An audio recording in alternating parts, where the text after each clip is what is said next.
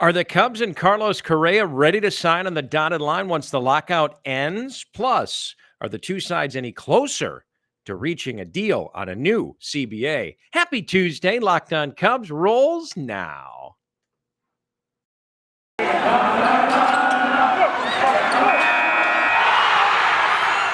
are Locked On Cubs, your daily Chicago Cubs podcast, part of the Locked On Podcast Network, your team every day.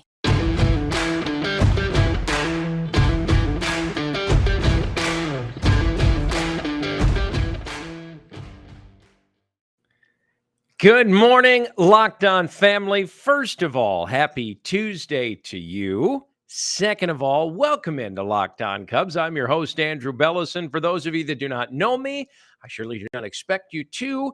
I was a public address announcer at Wrigley Field for 10 years and have been privileged to host Locked On Cubs since December 1st, and I have loved every second of it. Welcome in. Hope you had a wonderful weekend. Happy Tuesday.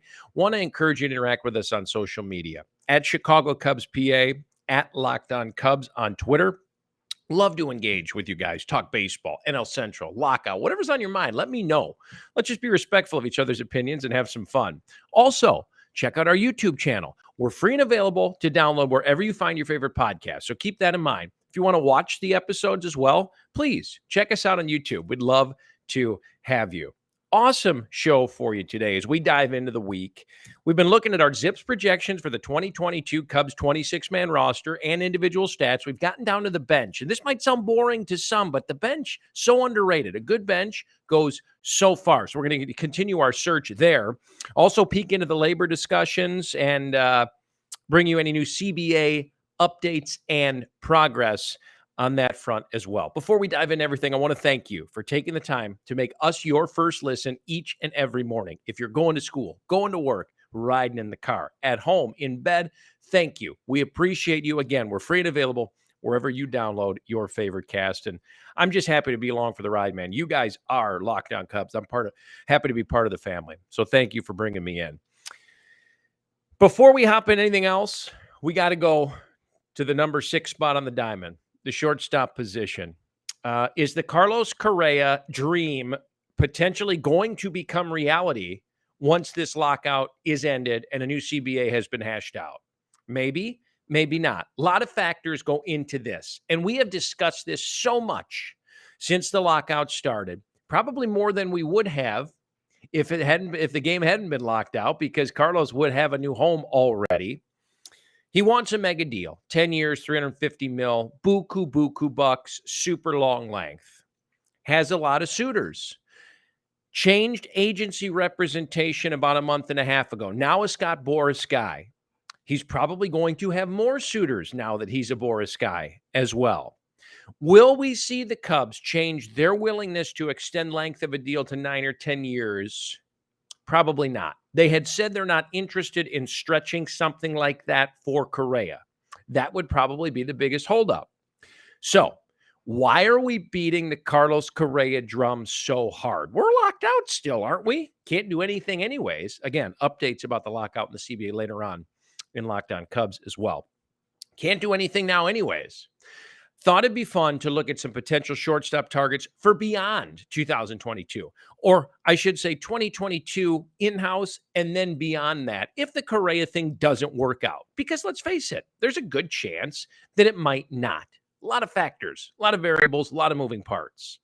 So, in-house, you have Nico Hoerner, penciled in at shortstop. Nico, I am so intrigued by this guy. He's a contact guy, which I love. Pair him with Nick Madrigal up the middle, who is slotted in at second base, essentially coming over from the White Sox in the Kimbrel deal. You've got two contact guys offensively, and I have to love that in today's game. In the long ball, strikeout, walk, offensive approach mindset of Major League Baseball now, having two contact guys up the middle at short and second, just, I don't know. I just love that. That old school approach of me just loves the way that rounds out a lineup. And they need that. They have struggled for contact guys the last 6, 7, 8 years, even through the World Series season as well. Health was the issue for Hoerner, with Madrigal as well, for that matter. So I'm hoping that turns to see them not only work together, but to see what Hoerner can do at shortstop over the course of a full season. Okay, turn your attention outside the organization for beyond 2022 at shortstop if the Correa deal does not get done. What about Trevor Story? We've talked about him a lot. Came off what he would consider a down year with the Rockies last year. He spent the entirety of his career in Colorado. A lot of people are concerned about the home and road splits, and I've preached this, a lot. I know Coors Field inflates offensive numbers, but the splits aren't as bad as you would think. My opinion on this, and I've been talking about this since I took over as host of Locked On Cubs, I do feel that a shorter-term deal might be an option with a guy like Trevor Story on sort of a bounce-back kind of thing with an option or two or 3 year deal. Would be lesser expensive than Correa, obviously. You're not locking him up for 10 years, obviously. And then he gets that chance to prove, his value from 2 or 3 years ago, and then maybe cash in on a mega deal. I like that option. I think Story is very intriguing offensively, and he's got a great glove. Him and Correa, obviously top of the free agent class for the shortstop position. Okay. What about a Dansby Swanson after 2022? So your in-house options don't work. No Correa. I'm not saying I think this is going to happen, but this is just potential outlets to look after this season. Dansby Swanson of the Atlanta Braves in his final year of arbitration eligibility this year, projected to be about $15 million or so. Listen, the guy has been really, really good. Ranked in the 82nd percentile in both outs above average and sprint speed in 2021. You're getting a great glove, great defender at the shortstop position in Swanson. Was in the top quarter or so of the league in chase rate and barrel percentage. Here's the key on Swanson from the Braves. Assuming he does not re-sign there after this upcoming season. He's going to cost literally a fraction of what a Correa would. And he's going to play the 2023 season. So turning the page, looking forward. I like the proactivity. I'm a proactive person. Looking forward at just 29 years old in 2023, which is, that's a big deal. Another outside option if Hoerner, Correa, doesn't work, see how this all jives and everything, as time will tell, everything will unfold, is Xander Bogaerts. And this is really intriguing to me as well. Big name, I know. $20 million contract for 2022 with the Red Sox, but he has a player opt-out after this coming season. He'll be 30 years old during the 2023 season when he could potentially find a new home. Check this out. Since the start of 2018, Bogaerts with Boston has hit .299, .371 on base, .523 slugging, and earned a pair of all-star nods to go with 2 Silver Slugger awards. The guy can flat out mash. We know it. He crushes the baseball. Right now, the deal he's in the middle of a 6-year, $120 million extension that he signed with the Red Sox. But again, the player opt-out is for after this 2022 season. So we're looking as a potential Cubs target entering the 2023 season. The reports are that he reportedly plans on exercising his opt-out at the end of this coming season. So here's the big deal with this, though. Unlike Story, Correa, Swanson, the glove with Bogaerts is definitely more of an issue. There is some talk that he might even wind up on the right side of the diamond and play second base here as his age progresses. So, again, we're looking way ahead. We shouldn't do that probably given the circumstance of the game right now with the lockout, but it's fun to see what options might unfold if the Correa thing doesn't come to fruition here for 2022 and beyond. So what on all this? I mean, what's the point? Plenty of reason not to get down, panic, or otherwise if Correa goes elsewhere for a big, giant, long-term mega deal. Maybe that's the best thing if that happens, not in Chicago, meaning we might be looking for something that's actually already right under our nose anyhow at the shortstop position in Nico Hoerner. So it'd be cool to see how all this shakes out. We're going to continue our Zips projections look as we've been doing for several episodes here on Locked On Cubs. Now we've reached the extras. Take a look at some bench options, some really intriguing players that you might or might not know about up to this point. Before we get there, I want to talk to you about Built Bar. It's the protein bar that tastes like a candy bar. Now's the time of year. A lot of people bag the resolution. If you've incorporated Built Bar into your New Year's resolution, there's a good chance that you're still sticking to your diet because they're just so good. Have you tried the new Built Bar Puffs? If you haven't, you're missing out on one of Built Bar's best tasting bars. Puffs are the first ever protein infused marshmallow. That's correct. Protein infused marshmallow. They're fluffy, they're marshmallow-y. They're not just a protein, they're a treat. Most Built Bars, just 130 calories, 4 grams of sugar, 4 grams of net carbs, and 17 grams of protein. That's insane macronutrient profiling for something that tastes so good. Compared to a normal junky, sugary candy bar, which kills your immune system and your body from the inside out. 240 calories, 30 grams of sugar, tons and tons of net carbs. Go to BuiltBar.com. Do yourself a favor. Use our promo code LOCKED15, LOCKED15. You will get 15% off your order at Built.com. Are you handy? Do you fix your own car? With the ever-increasing numbers of makes and models, it's so hard for your local chain auto parts store to stock all the parts you might need when you're trying to fix your ride. Why endure often pointless or seemingly intimidating questioning and wait while the person behind the counter orders the parts on their computer when you can literally do the same thing yourself from home? You save time and money when using Rock Auto. Why spend 30, 50, even 100% more for the same parts from a chain store or car dealership? Rock Auto is a family business serving do-it-yourselfers for over 20 years. Their prices are reliably low for every customer, not just commercial accounts. Go to rockauto.com right now. See all the parts available for your car or truck. Write Locked On in their How Did You Hear About Us section, and they'll know that we sent you. Amazing selection, reliably low prices, all the parts your car will ever need. rockauto.com. We continue our Zips projections of the 2022 Cubs 26-man roster next.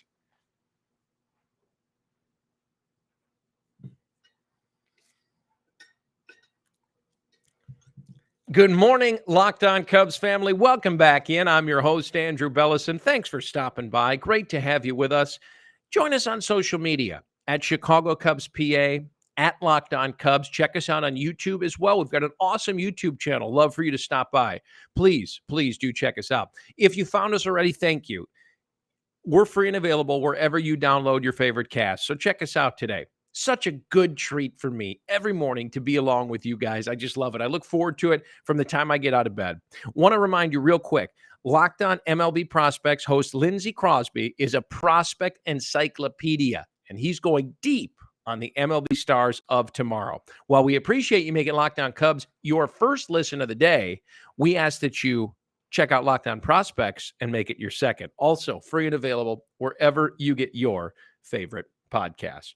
So we've been taking a look at the Cubs' projected 2022 roster from Zips and the individual player projections that they have moving forward to this upcoming season when we do finally get there. We have reached the point of the bench. And man, how many good teams do you see that have a great bench mob? And that really propels those superstars that play every day and puts the club over the top. It's a super underrated part of a Major League Baseball team. And I think it's a part that most people don't speak of enough. So there's a lot of position players in the mix to make this 26-man roster. According to Zips, they have a list of whom they think it will be. Now, we've talked about a couple of these guys because you're going to see a handful of these guys getting a fair amount of starts here and there as well. Brennan Davis is the front runner. He is obviously the top prospect in the organization. Most think he's going to make his way up to the major leagues here in 2022, which would be awesome. Other guys that we've discussed, Clint Frazier came over after the Yankees and him parted ways. Super intriguing there. Great bat if he can stay healthy and has his concussion issues under control, which we hope he does for his sake. Some other names floated around out there: Christopher Morel, Alexander Canario, Nelson Velasquez. We've talked a lot about Brennan Davis, and I don't think you can beat this drum enough. I mean, Brennan is a stud.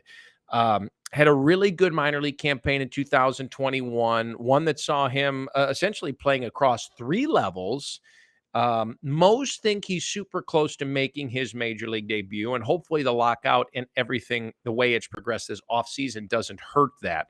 He's a former second-round pick back in 2018, 268 hitter with a 933 OPS in 15 games in Iowa last year to close the year, which is presumably where he'll start the year this year in 2022.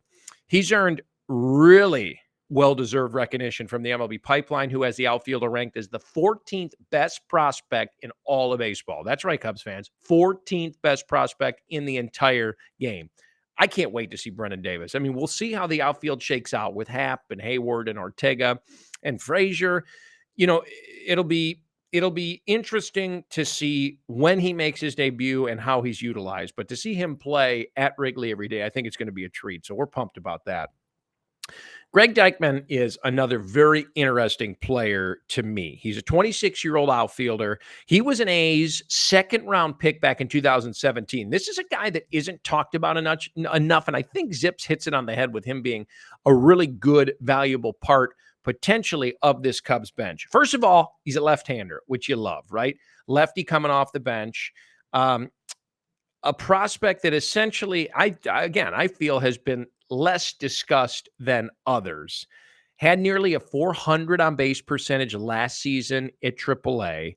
He came over to the Cubs in the Chafin deal that sent Andrew to the A's. The A's did not want to part with Deichmann, but they needed pitching help. MLB.com at the time ranked him the 9th best prospect in the entire A's organization. And we know how they draft and develop talent. So coming from Oakland, that's saying a lot.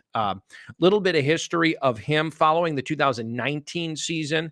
He played in the Arizona Fall League, which is a very prestigious, track. Was named to the All AFL Rising Stars team after he led the league with 8 homers in just 23 games. So a lot of intrigue with this one.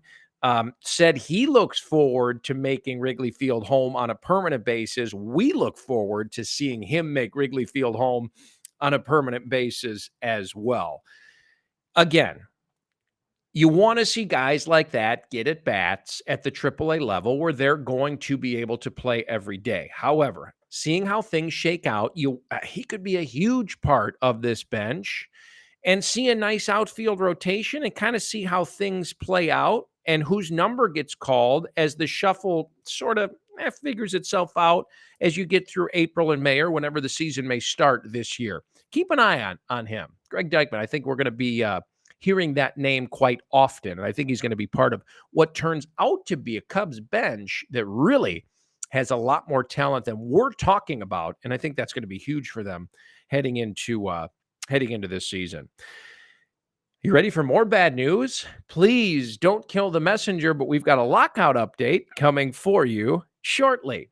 Before we get there, I want to tell you that although football might be over for this season, basketball's in full steam for both pro and college hoops. From all the latest odds, totals, player performance props, to where to find the next fired coach and where he's going to land, BetOnline.net is the #1 spot for all of your sports betting needs. BetOnline remains the best spot for all your sports scores, podcasts, and news all season long, any season long. And it's not just basketball. BetOnline.net is your source for hockey, boxing, UFC odds, right to the Olympic coverage and information. Head to the website today or use their fancy new mobile site to learn more about the trends in action they have to offer. BetOnline is where the game starts. Locked On Cubs continues shortly.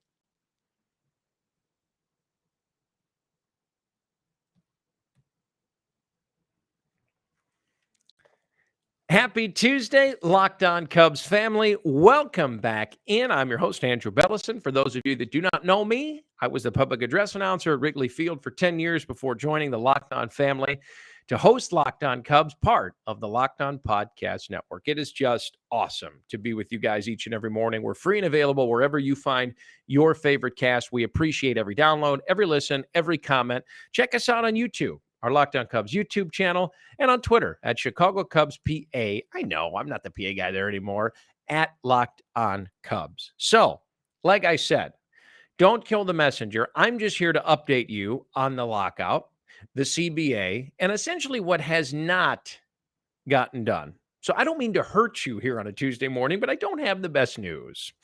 The Cubs' first spring training game was supposed to be just 4 days away, originally scheduled for February 26th against the vaunted LA Dodgers. No mas. Officially now nothing, and you may have heard this, but this is from the league, until no earlier than March 5th of 2022. So spring training postponed indefinitely till March 5th, no earlier than March 5th. That's what they've given us to this point. The sides, meaning the league and the Players Association, are expected and reported to meet multiple times this week, hopefully to hash out their differences. Obviously, this has been an ongoing spectacle since early December. The two sides backed off for way too long, and now we've seen baseball suffer from this. And as a fan, it flat out stinks, right? I mean, there's no other way to put it. It's been said that February 28th would essentially be the deadline, and I use air quotes on that for those of you not watching us on YouTube, for an agreement before opening day would be delayed. Now, if a deal is made, say March 2nd or 3rd, 2 or 3 days after this supposed deadline, would opening day be pushed? Probably not. But they're saying that Feb 28 would be the last day to lock in a new CBA before opening day would be in jeopardy. Listen, we've already lost a week of spring training. We'll see how that's handled. You've got to get to the offseason, finish the offseason before you can start spring training, which is delayed.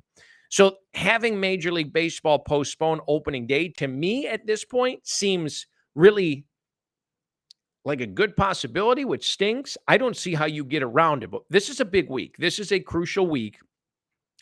And we'll see what happens this week in terms of how the start of the season will play out. I will tell you this, Locked On Cubs will have updates all week long as we progress, hopefully, towards better news and a resolution and baseball and grapefruits and cacti. It'll be great if we get there. Awesome show tomorrow as well. On top of the CBA updates, bullpen arms in the mix for the Zips 2022 26-man roster projection, and also some storylines that we'd probably be hammering home pretty hard if spring training had begun on time, and we had some fun news out of Cubs camp. So we'll take a look at what those could have been as well. I want to thank you again for tuning into Locked On Cubs. It's been a pleasure to spend Tuesday morning with you. Thanks for making us your first listen each and every morning. Now make your second listen Locked On Bets. It's your daily one-stop shop for all of your gambling needs. Hosted by your boy Q with expert analysis and insight from Lee Sterling. It's free and available wherever you download your favorite podcast. Until tomorrow, adios. This has been Locked On Cubs. I'm Andrew Bellison. Have a great Tuesday.